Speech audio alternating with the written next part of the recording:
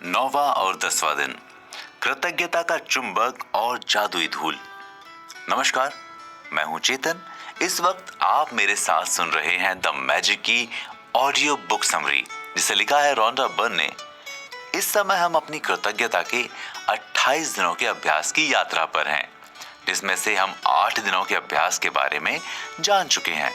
पिछले चैप्टर में हमने जाना कि कैसे हम नकारात्मकता से एक जादुई तरीके से बाहर आ सकते हैं, और अपने 8वें दिन के अभ्यास में जाना कि हम जो खाते पीते हैं, हमें कुछ पल उसके धन्यवाद के लिए जरूर निकालना चाहिए।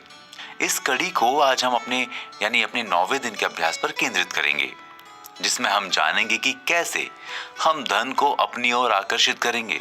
पहले से ही माना जाता रहा है कि कृतज्ञता संपन्नता की और शिकायत निर्धनता की निशानी है।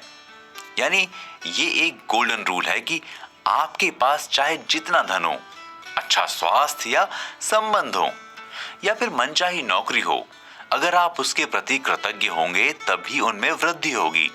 आपके पास सब कुछ अच्छा होने के बाद भी अगर आप शिकायत करते हैं तो उसका पतन निश्चित है।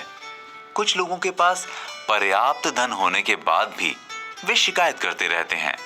उन्हें ये जान लेना चाहिए कि धन से संबंधित किसी भी तरह की शिकायत, शंका, ईर्ष्या या चिंता आपको गरीबी की तरफ धकेलती है। कभी कभी शिकायत सिर्फ शाब्दिक ही नहीं, मानसिक भी होती है। ये देखा गया है कि धन के बारे में ज्यादातर शिकायतें मन में ही आती हैं जब किसी को पैसे देने की बारी आती है, क्योंकि जब आपके पास सीमित धन होता है तो आपको अपने बिलों का भुगतान सबसे ज्यादा कष्टकारी लगता है। बिल ना चुकाने के लिए आप तरह तरह की शिकायतों का सहारा लेते हैं। आपको इस बात को जान लेना चाहिए, बिलों के बारे में शिकायत करना मतलब अपने धन के बारे में शिकायत करना। बिलों के बारे में झुंझलाहट कृतज्ञता की श्रेणी में नहीं आता, इसलिए आपको ठीक इसके विपरीत प्रतिक्रिया करनी चाहिए। यानी आपको उन वस्तुओं और सेवाओं के प्रति कृतज्ञ होना चाहिए जो आपको बिल देने वाले लोगों से मिली है। अगर आप ऐसा करते हैं तो आप धन को अपनी ओर खींचने वाले चुंबक बन जाएंगे। आप अपना बिल ऑनलाइन पाते हैं या उसका भुगतान करते हैं तो उस बिल का ईमेल मिलने पर उसे खुद के ईमेल पर फॉरवर्ड करें।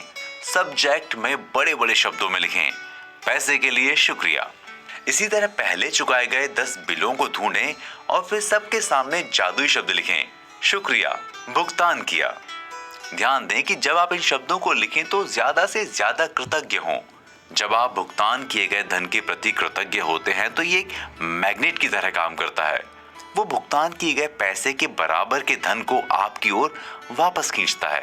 कभी कभी ये बराबर राशि कभी 10 गुना तो कई बार 100 गुना भी होती है। लेकिन आप जो धन अर्जित करते हैं वो इस बात से तय नहीं होता कि आप कितना ज्यादा धन देते हैं, बल्कि इस बात से होता है कि आप कितनी ज्यादा कृतज्ञता देते हैं। लुथेरियन संप्रदाय के प्रीस्ट ड्राइट्रिच बॉनहॉपर कहते हैं कि मात्र कृतज्ञता के साथ ही जीवन समृद्धशाली होता है।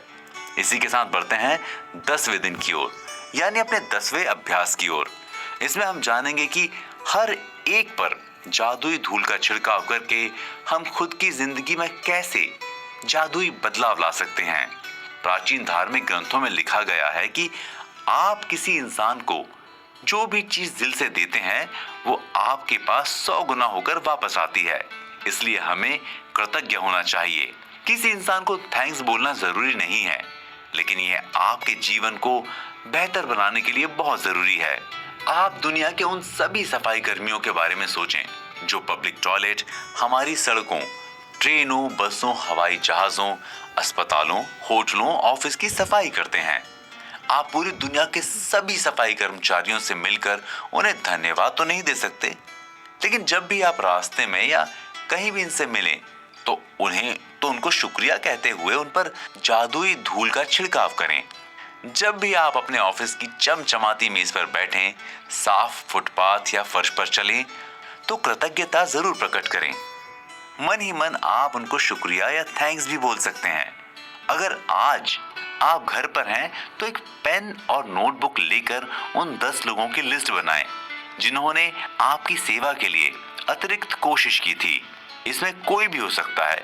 आपका पोस्टमैन, कचरा उठाने वाला, जनरल स्टोर वाला, डिलीवरी बॉय या फोन पर किसी ने आपकी समस्या को हल किया हो, उनको धन्यवाद कहकर जादुई धूल का छिड़काव करें। कल यानी 11वें दिन जो अभ्यास करने वाले हैं उसे आज ही पढ़ लें, क्योंकि 11वें दिन का अभ्यास सुबह से ही शुरू हो जाएगा। अपने जादुई पत्थर को हथेली में लेकर दिन में हुई सबसे अच्छी बात के लिए कृतज्ञ हों। सेंट एम्ब्रोस के इस वाक्य के साथ हम अपने अगले चैप्टर की ओर बढ़ेंगे। वो कहते हैं कि कोई भी काम इतना जरूरी नहीं हो सकता जितना किसी का शुक्रिया कहना।